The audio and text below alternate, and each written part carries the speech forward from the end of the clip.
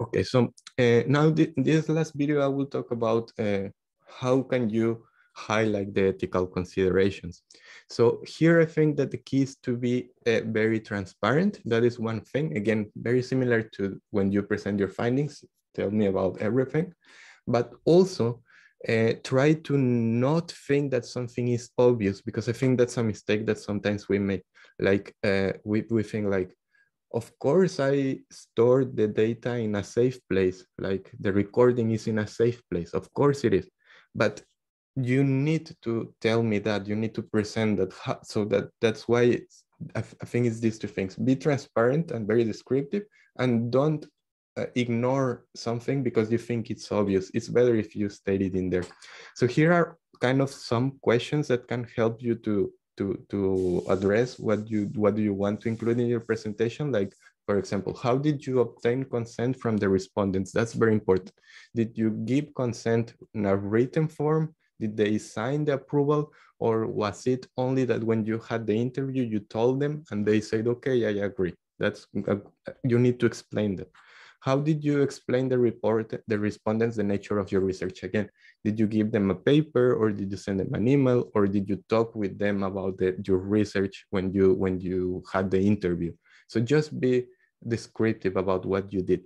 And then another thing, how did you handle the data? That's an ethical issue, because if you have sensitive information, then how did you store the data? You can say like, oh, it's in a hard drive that is safe and it has a password, something like that, like, again, descriptive.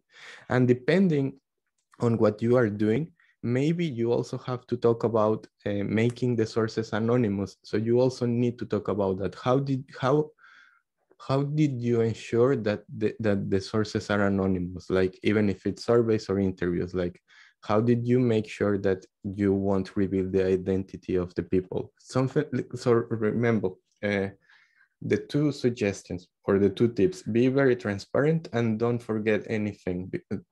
Like, if you think something is obvious, doesn't matter, just write it in there. It's better that you have it than you don't have it. And the last thing is about the limitations and the practical implications, two important things.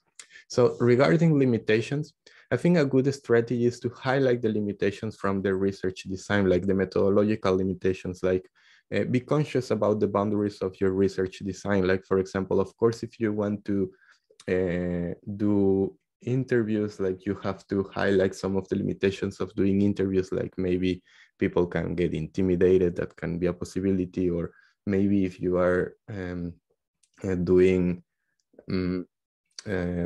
quantitative, like surveys, you can also claim that it is impossible, or maybe it's a sensitive topic where people might lie. Those are kind of boundaries and limitations of the method. Then also be critical regarding the sample. Like, for example, if you're talking about the banking industry, for example, then you can claim that it has some things that might bias the findings. Like, maybe the banking industry is, I don't know, like, oriented towards very risk-oriented ideas or something like that. And then maybe if you analyze something different, like real estate, it will be different, or accounting, it will be different to finance, for, I don't know, things like that. Like, try to be critical about the sample and the context of your case.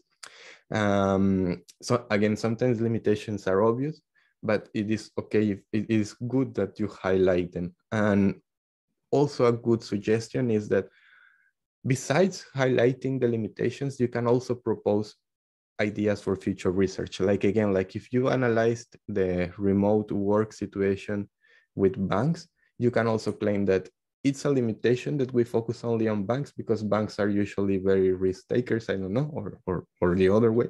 Why don't we also analyze lawyers? For example, lawyers are less risk takers. So maybe it can be a good idea for future research to analyze the lawyers. Lawyers are like the opposite, and then we can contrast how they react. That's a good future research. And once that you and another thing is that there are so many limitations of what we do because it's impossible to do everything, right? So it's okay if you include 2 or 3 limitations. You don't have to include 20 limitations. 2 or 3 are fine. Just make sure that they are relevant and then that you can justify them or wherever if we ask questions. And then finally, regarding practical implications, because the discussion is totally theoretical, and these contributions are totally theoretical, but you still have to talk a little bit about the practical implications. So how can policymakers, for example, benefit from your study? If your study is a bit macro, maybe it's relevant for policymakers. Or also, what can a practitioner learn from your research? If it is more micro, what can someone who is in a similar situation as the one from your study, what can that person learn from your study? You can claim, like, for example, our study has practical limitations because it highlights the importance of thinking or including in the strategy other things that are relevant to remote work and not to only focus on financial aspects. That can be a possible contribution with the same example that we have been talking about.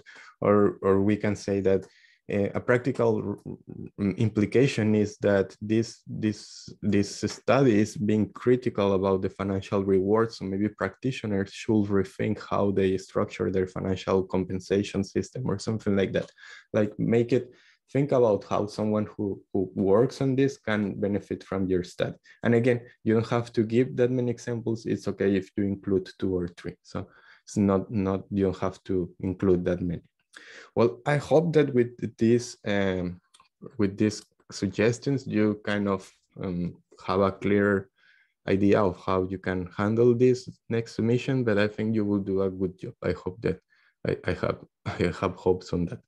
And let me know if you have any questions. Also, if you want to discuss anything, if you are confused about the purpose or question, or you want to confirm something, like if you have an idea and you're not entirely sure, let me know, send me an email, or we can talk about it.